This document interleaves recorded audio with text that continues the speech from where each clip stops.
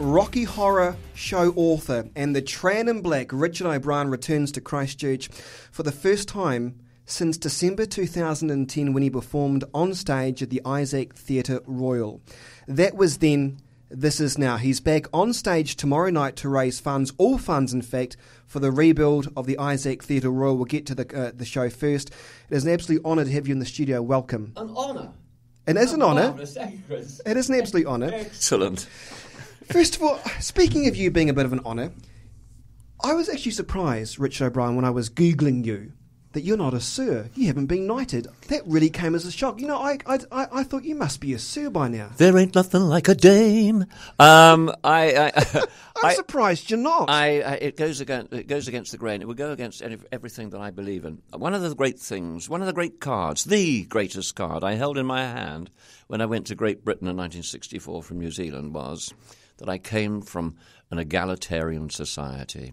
There was nobody who was your social superior. When I arrived in Great Britain in that class-ridden society, and I came from New Zealand, and I didn't go to the schools that they wanted to go to, or I didn't fit the categories. I came from a completely middle-classless society. That was the greatest gift that I had, and I loved New Zealand for being an egalitarian meritocracy.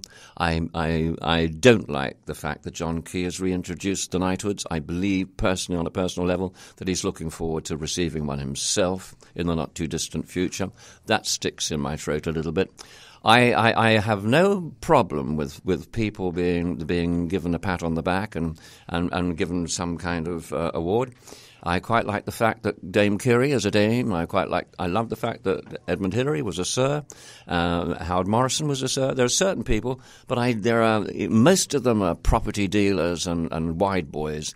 And money helps. I really don't like it. It gets up my nose that somebody now assumes that they are slightly superior to the rest of us. I don't like that. But it's fair to say, though, you've been described, and usually they describe this for the dead, and thank goodness that's not you, but you've been described, to be fair, as a living cultural icon, and I think that's perfectly fine. How do you feel about that? Does that sit okay with you, Richard? I don't mind. I don't mind other people calling me whatever they want, really.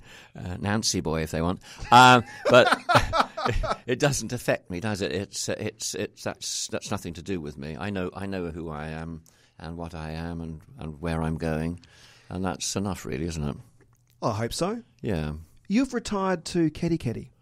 Well, I wouldn't say retired, but we're living in Katikati, and it's very lovely. I'm glad you said that, because I read the bio for your show tomorrow night, and it said you've retired there, and I thought, no. Richard O'Brien ever retiring, is that actually possible? No, it's not possible, because it really isn't possible, because I never felt that I was employed in the first place, so there's nothing to retire from.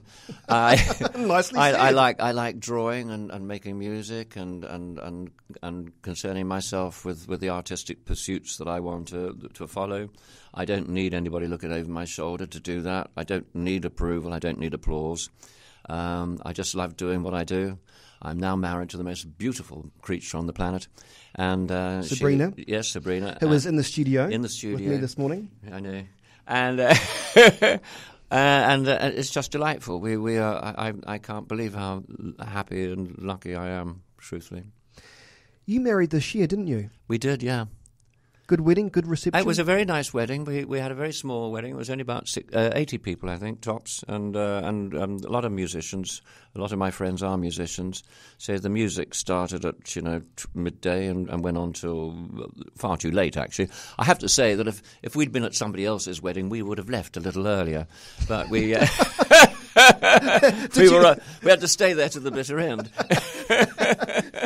But you had a good time. It was excellent. Good. Well, it's nice to have Sabrina in the studio with me this morning.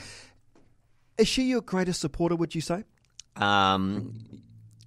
Yes, I would say that. I'm lucky because I have a lot of loyal support from.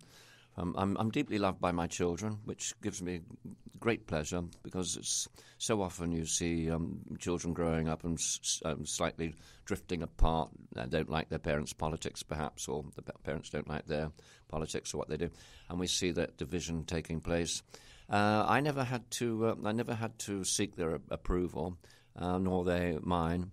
And we have a really healthy, I think, grown-up relationship, my children and myself. And my siblings are also exceptionally supportive. I have a great wall of solidarity around me from friends and loved ones. So I'm terribly lucky in that respect. Richard, how do you rate the state of the creative arts, the performing arts in New Zealand? I think anywhere in the world we're addressing the same kinds of problems, keeping theatres alive. One of the biggest problems for theatre, the performing arts in New Zealand is it's on the one hand it's a great plus, and on the other hand it's a detriment. And the fact I'm talking about is population. We don't have the population for people to be full-time performers, and that means musicians as well as actors. So people in New Zealand are, by default, kind of semi-professional, and that's all right. But it would be nice, wouldn't it, if people could be full-time professionals. And unless they get onto Shortland Street or onto television or something like that, that's unlikely to happen. That's the problem. Encouraging people to come out and leave their houses at 7 o'clock, at 8 o'clock at night for a play is always difficult. There's television, there's other things, distractions in their lives to say, oh, well, I tell you what, we'll get tickets next week. Too late. All those. Probably it's population. The lack of population is the biggest problem, and I don't know what you can do about that. And I'm rather grateful that there's a small population because it means you can drive down the streets rather easily and get a seat in a restaurant rather easily. I like all that. Is that part of the Kiwi mentality though? Oh, we'll get tickets next week.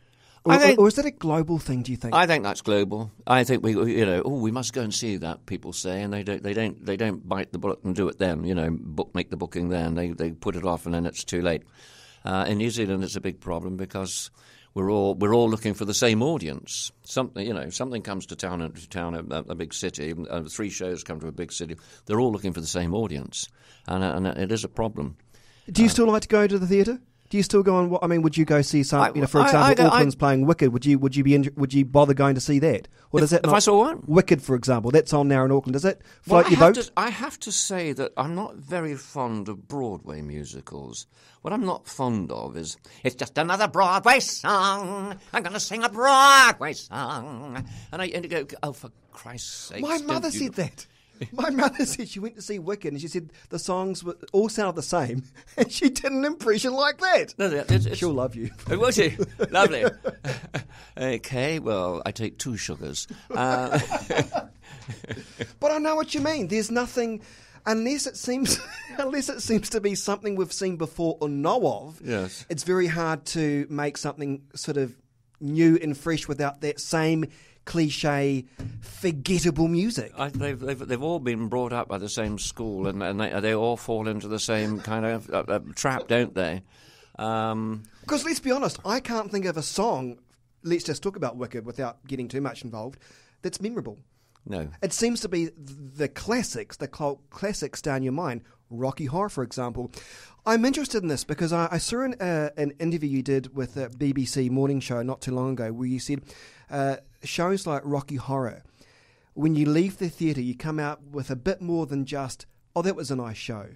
You come out of it with a bit more of a deep level of understanding about society and fun. It's not just, oh, that was a good entertainment. I want to know exactly what you meant by that. Do you recall saying that? That sounds a little bit pompous for me, but then again, you see, I can become a little pompous from time to time. What I think I was trying to say was that it can't just be a piece of frothy nonsense because it really wouldn't have lasted 40 years. It is a piece of frothy nonsense, but that isn't what that's not all it is. It can't be. If that was so, it would have finished after our first 3 weeks. If it was just froth. Why has it lasted so long? I think it does several things. I think it pleases us on a deep level and on a deeper consciousness level because it is a retelling of the oldest story in the world. It is a retelling of the fall. Brad and Janet are Adam and Eve, and the serpent is Frankenfurter. And I think Brad and Janet go through an evening of change. It's a rite of passage, and when they come out of that house, they will never be the same again. Also, Brad and Janet represented all the qualities of old America, that kind of pretense of America that they had, all those values that they used to espouse, but actually we see now were all hollow. It was the upright couple, right-wing, couple that were going out and they were going to build a new America, the American dream. They represented the American dream, and they walked out of the American dream into the reality of Frankenfurter, into the reality of the modern world. And we see at the end of it that when they leave the house, they're going to go back into their world that they left earlier in the evening, but they're changed, and they're going to discover that their world isn't quite as they believed it to be in the past. So I think all those things are there, but we don't beat anybody over the head with that. We just give them a frothy show, but somehow or other it pleases on a subliminal level. Are you still proud of your frothy show? I don't like pride. It comes before a fall. I'm very pleased, very happy. Richard, I want to ask about the Isaac Theatre Royal. This has had a bit of a special place in your heart, and that's why essentially you're doing this show tomorrow night to raise funds for this theatre. What is it about this theatre that you thought, A, it needs saving, and B, you've put a strong personal commitment? I know you've also personally donated money to this theatre. What is about this theatre you thought is worth its weight in gold? Well, I've travelled through New Zealand and I've been to theatres here and there and buildings here and there, and you see something of value. You're pleased. It gives you great pleasure. You walked into that theatre.